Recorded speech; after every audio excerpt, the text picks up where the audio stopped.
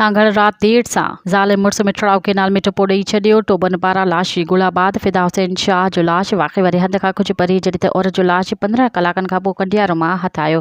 लाश जी ॻोल्हा लाइ इंतिज़ामिया पारां के बि उपाउ न वरिता विया। वाटसन टोबा घुराए लाशनि जी ॻोल्हा कई।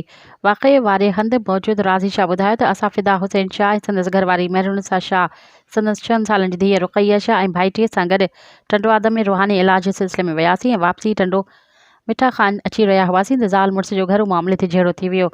गाॾी मिठड़ाव केनाल वटि बिहारे त महरुनिसा दरवाज़ो खोले केनाल में टुपो ॾेई छॾियो जॾहिं त बचाइण लाइ संदसि मुड़स फिदा हुसैन शाह बि टुपो ॾिनो। वाक़े बाबति पुलिस ॿुधायो त असीं जांच करे रहिया आहियूं। वाक़े जा तफ़सील वरिता आहिनि। वाक़े जो सबबु घरू अणबड़त ॿुधाए पियो वञे। वधीक तफ़सील जांच बाद मिलंदी। मज़ीद ख़बरनि ऐं तफ़सीलात लाइ विज़िट कयो असांजी वेबसाइट www.awamiNewsHD.com ऐं ॾिसंदा रहो अवामी न्यूज़ HD।